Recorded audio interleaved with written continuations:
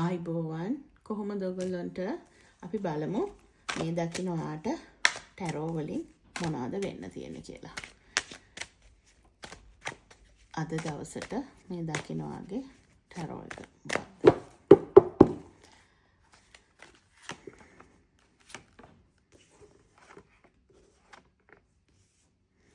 Judgment and Page of Cups.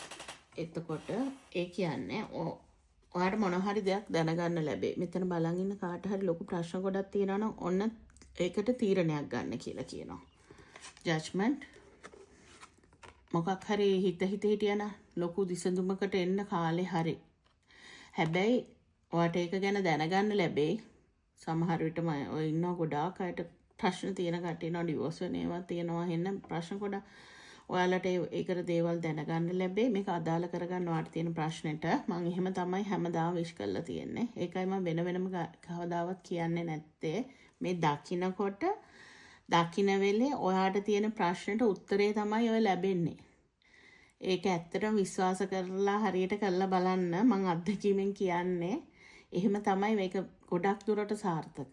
ඔයා මේ දකින්නවා නම් ඒ දකින්න වෙලේ ඔයාගේ තියෙන ප්‍රශ්නෙට උත්තරේ තමයි එන්නේ. ඒක සීරියස්ලි බලන කෙනෙකුට. ඉතින් දැන් ඔයාට මෙහෙමයි මේක කියන්නේ. ඔයාට දැන් තියෙන ප්‍රශ්නෙට පිළිතුරක් උත්තරයකුත් ලැබේ. දැනගන්න දේවල් ලැබේ. ඒක මුල් අවදිය තාම තියෙන මොකක් හරි.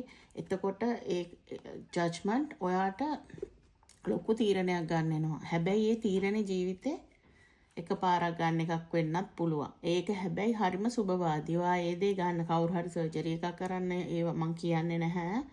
කවුරු හරි දැන් හිතමුකෝ ඩිවෝර්ස් වෙන්න තියනවා කියලා කවුරු හරි. එතකොට එයා හිත අඬ ඉන්නවනම් මං ඩිවෝර්ස් වුණාම මට මේක මොකක් වෙයිද? හරියන්නේ නැද්ද? ඊළඟට හම්බෙන කෙනා මට කොහොම වෙයිද? අන්න ඒ ඩිවෝර්ස් එක කරන්න ඒක කරාට පස්සේ ඔයාට හරියනවා කියන එක තමයි මේ ජජ්මන්ට් කියන කාඩ් එකෙන් කියන්නේ. දැන් ඔයා දුක් විඳින්න එකෙන් මග ඇරිලා ඔයාට හොඳ ජීවිතයක් ලැබෙනවා.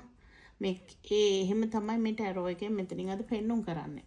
ඉතින් තීරණයක් ගන්න බයේ හිටියනම් දෙයකට ඒ දේ කරන්න. හැබැයි හොඳට හිතලා බලලා කරන්න.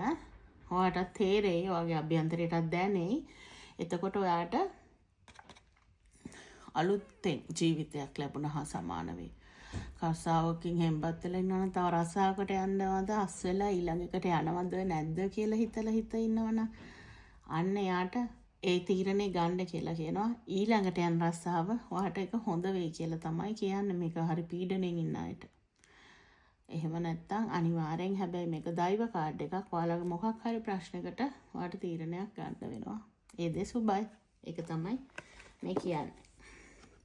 අපි බලමු ඔයාලගේ ඉෂ්ට දේවතාවුන් මොනවද කියන්නේ කියලා. ඉෂ්ට දේවතාවුන් එහෙම නැත්නම් ගාඩියන් ඒන්ජල්ස් ළඟින් එන මැසේජ් එක මොකක්ද කියලා බලමු. ජම්පින් යනවාද? healing and knowledge. අපි ඒක ගමු ජජ්මන්ට් එකට. ඒක හොඳටම මැචි. හීල් කියන්නේ අර ප්‍රශ්නයකටනේ අරක ජජ්මන්ට් එන්නේ. එතකොට ඔයා එකට හීලින් ඕනේ.